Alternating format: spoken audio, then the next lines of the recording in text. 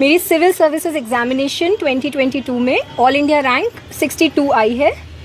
अभी बहुत अच्छा लग रहा है और साथ में बहुत एक्साइटिंग लग रहा है कि जो करने का सोचा था वो आगे करने का मौका मिलेगा। कौन सा अटेम्प्ट था?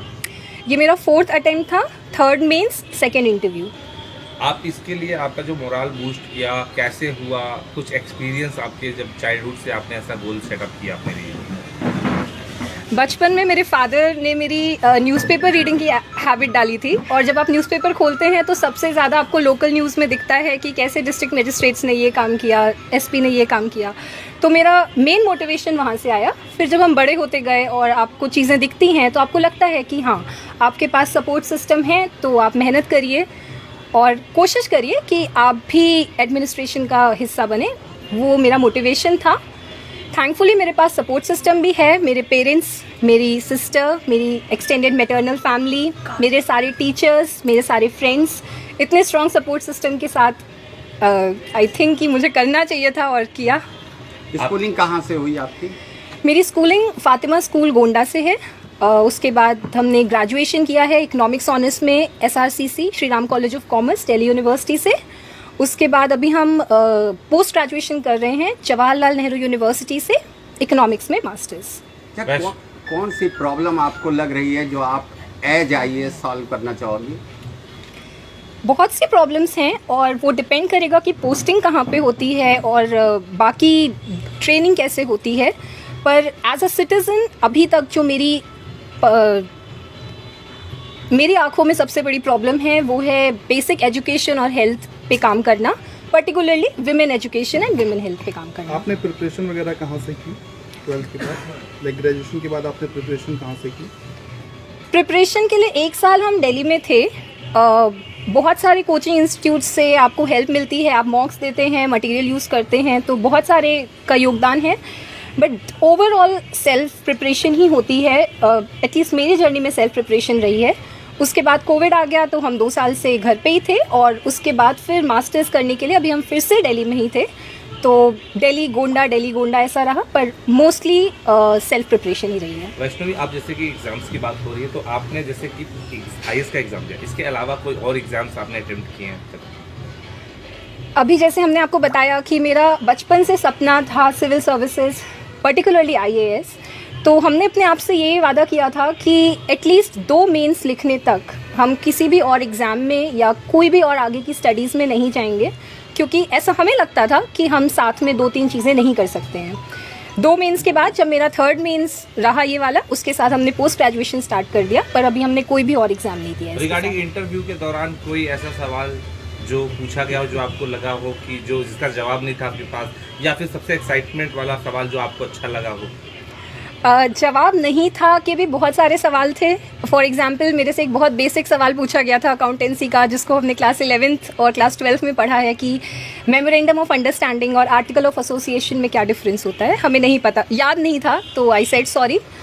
और एक्साइटिंग भी बहुत सारे क्वेश्चंस आए। पर्टिकुलरली एक सिचुएशनल क्वेश्चन बहुत अच्छा था कि अगर आप डिस्ट्रिक्ट मजिस्ट्रेट बन के आते हैं और वहाँ के एसपी के साथ पिछले डीएम की बहुत अच्छी तालमेल नहीं थी, तो आप कैसे आइस ब्रेक करेंगे। तो आई थिंक कि वहाँ पे जो जवाब दिया और इसके साथ और भी बहुत से सवाल थे, वहाँ थोड़ा अच्छा हुआ। इसी तरीके की कोई मुश्किलें आई हो इस पूरी तैयारी के बीच? देखिए, सक्सेस स्टोरी में आपको बहुत सारे चैलेंजेस फेस करने पड़े होंगे बीइंग अ यंगस्टर, इस पर क्या कहना चाहेंगे, क्या चैलेंजेस रहे?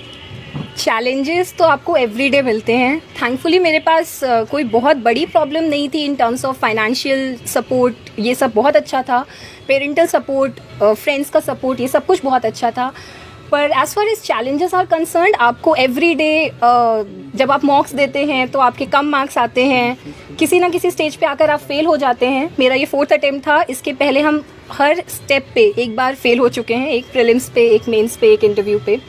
तो मुश्किल होती है, आपको बहुत डर लगता है वापस से उसी एग्जामिनेशन हॉल में जाने में, पर ओवरऑल सपोर्ट सिस्टम स्ट्रांग हो तो सब हो जाता है।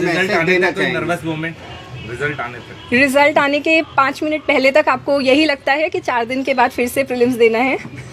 तो डर लगता है, नर्वसनेस होती है। रिजल्ट आने के बाद भी रहा तो नर्वसनेस। फेलियर्स की बात की कि कई सारे फेलियर्स आपको फेस करने पड़े। ऐसे में जो आपके जूनियर्स हैं या जो तैयारी कर रहे हैं वो भी फेलियर्स फेस कर रहे हैं, उनके लिए क्या मैसेज रहेगा? मैसेज सिंपल सा एक ऑब्जर्वेशन है मेरी खुद की जर्नी से, बहुत ज़्यादा कोई सजेशंस नहीं है। मैसेज ये है कि अगर आपने सपना देखा है और आपके पास सपोर्ट सिस्टम है तो मेहनत करिए, प्लीज़ फेलियर से मत डरिए, आपको ज़रूर सक्सेस मिलेगी। लोग कह रहे हैं कोचिंग करना जरूरी होता है, अक्सर आजकल कोचिंग बहुत ज़्यादा खुल रहे हैं, क्या सेल्फ स्टडी पर्याप्त है या फिर कोचिंग करना कुछ हद तक जरूरी है? सर मेरा ऐसा मानना है कि आप कितनी भी कोचिंग कर लें, eight the end of the day आपको करनी सेल्फ स्टडी ही है। तो आप अपने हिसाब से देखिए, अगर आपको लगता है कि कोचिंग आपको किसी भी लेवल पे हेल्प कर सकती है तो वहाँ से हेल्प लीजिए। जैसे मेरे लिए कोचिंग के कंपाइलेशंस बहुत इंपॉर्टेंट होते थे करंट अफेयर्स के, और mock test, prelims, mains, interview सब पे बहुत इंपॉर्टेंट होते थे। अच्छा। पर at the end of the day self study होती है। वन लास्ट क्वेश्चन कि सबका एक कोई लकी चैम्प होता है, तो आपका क्या रहा? मेरी सिस्टर है, उसने I think she was the biggest supporter मेरी पूरी जर्नी में, और सारे मेरे एटलीस्ट इस बार के तो मेरे सारे PDF उसने ही खोल के नाम चेक किया है, तो she is my lucky champ. आपकी मदर भी टीचर रही जी। हैं और सेम स्कूल में जहाँ तक वो स्टडी भी करा बच्चों को पढ़ाती है, तो वहाँ से आपको मतलब क्या लगता है कि वहाँ से भी कुछ आपको मोरल बूस्ट हुआ होगा वहाँ से? अगर आपके पेरेंट्स टीचर्स हैं, कोई भी पेरेंट, तो ट्रस्ट मी आप बहुत डिसिप्लिन लाइफ जी रहे होंगे, आपको पता होगा। तो मेरी मदर का वो डिसिप्लिन, वो डेडिकेशन, पंक्चुअलिटी, ये सब वैल्यूज़ बहुत बचपन से ही बिल्डअप हुई, और एक फोकस ऑन एजुकेशन, बाकी सब चीज़ों को पीछे रखो, एजुकेशन को सबसे आगे रखो, वो मेरी मदर ने एक वैल्यू इंस्टॉल की मेरे अंदर। क्या कभी डांटा आपके पेरेंट्स को? सबको डांट पड़ती है, रोज़ डांट पड़ती है, अभी 5 मिनट पहले डांट पड़ी है। पढ़ाई के लिए फॉर्चुनेटली नहीं पड़ी। वैष्णवी, अभी मैं कुछ रिसर्च कर रहा था तो मैंने रीड आउट किया कि इस जिले में एक DM हुआ करती थी, रोशन जैकब जी। तो उन्होंने कभी आपके स्कूल में फातिमा में गई हुई थी, और उन्होंने आपने एक GDP पर शायद you are at age of 8 years that time almost, तो उन्होंने कहा था आप GDP पे इतना अच्छा कुछ बोली थी, तो उन्होंने कहा था आप गवर्नर बनेंगी, आपके फादर से ये बात उन्होंने कही थी। वो आज बात आप एक IAS के रूप में आज चयनित हुआ, तो कितना आपको लगता है कि एक DM ने IAS लेवल के अधिकारी ने पहले आपके लिए बात कही थी, आज वो खरी हो गई है? पापा ने बोला है, मोस्ट लाइकली उन्हें याद हो, पर पर्सनली हमें याद नहीं है ये बात। जैसे आपने कहा हम छोटे थे बहुत, पर Roshan Jacob ma'am had been a very great inspiration for me, I won't deny this. वो यहाँ पे पोस्टेड थी, तो आपको एक मोटिवेशन मिलता है कि सोसाइटी कुछ भी बोले कि औरतें ये नहीं कर सकती, वो नहीं कर सकती, पर आपको जब सामने एक इतना बड़ा एग्जाम्पल दिखता है तो आपको बहुत मोटिवेशन मिलता है। तो मैम वॉज अ मोटिवेशन।